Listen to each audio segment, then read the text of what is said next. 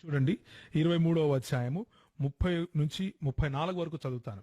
చూడండి, ద్రాక్షరసముతో ప్రొద్దుపుచ్చే వారికే కదా, కలిసిన ద్రాక్షారసము రుచి చూడజేరి వారికే కదా అని ప్రశ్న 29లో ఉంటుంది. యాక్చువల్గా ఏముంటుందంటే, ఎవరికి శ్రమ, ఎవరికి దుఃఖము, ఎవరికి జగడములు, ఎవరికి చింత, ఎవరికి హేతువులేని గాయములు, ఎవరికి మందదృష్టి అని సామెతల గ్రంథకర్త ప్రశ్నిస్తూ సమాధానంగా ఏం చెప్తున్నాడంటే, ద్రాక్షారసముతో ప్రొద్దుపుచ్చు వారికే కదా, కలిపిన ద్రాక్షారసమును రుచి చూచే వారికే కదా అంటూ 32వ వచనంలో, త్రాగుట రుచిగానుండగను దాని వైపు చూడద్దు, పిమ్మట అది సర్పమై కరచును, కట్లపాము వలె కాటువేయును, విపరీతమైనవి నీ కన్నులకు కనబడును అంటూ త్రాగుబోతుదనం గురించి, లేకపోతే ప్రొద్దుగూకులు మద్యమును సేవించే వారి గురించి చెబుతూ ఈ మాటలు రాశారు.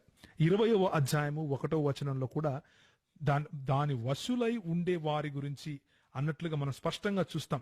దాని వశమైన వారందరూ జ్ఞానము లేని వారు అంటూ బైబిల్ చాలా స్పష్టంగా ద్రాక్షారసము వశులై ఉండేవాళ్ళు అంటే త్రాగుబోతులను హేయమైన వాళ్ళుగా స్పష్టంగా చెబుతా ఉంది. అది పాపముగా చిత్రీకరిస్తా ఉంది. అందులో ఏ డౌట్ లేదు. కూర్చున్నటువంటి క్రైస్తవులందరికీ చెబుతున్నాను, మద్యపానీయము మత్తులై ఉండటము అంటే త్రాగుబోతులై ఉండటము, దేవుని రాజ్యమును త్రాగుబోతులైన వారు స్వతంత్రించుకోరు అని చెబుతా ఉంది. కాబట్టి చూడండి 23వ అధ్యాయము 30 నుంచి 34 వరకు చదువుతాను.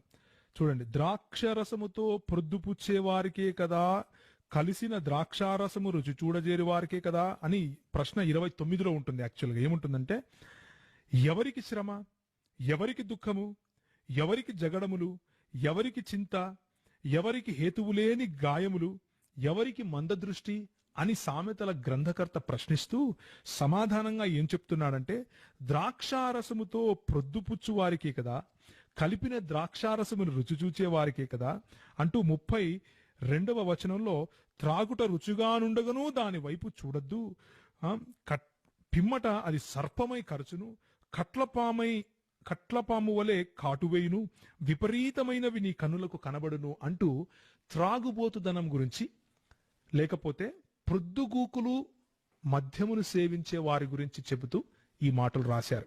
20వ అధ్యాయము 1వ వచనంలో కూడా దాని వశులై ఉండే వారి గురించి అన్నట్లుగా మనం స్పష్టంగా చూస్తాం.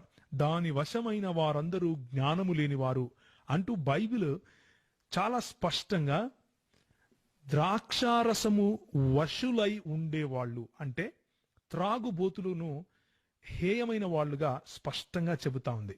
అది పాపముగా చిత్రీకరిస్తా ఉంది. అందులో ఏ డౌట్ లేదు. కూర్చున్నటువంటి క్రైస్తవులందరికీ చెబుతున్నాను, మద్యపానీయము మత్తులై ఉండటము అంటే త్రాగుబోతులై ఉండటము, దేవుని రాజ్యమును త్రాగుబోతులైన వారు స్వతంత్రించుకోరు అని చెబుతా ఉంది.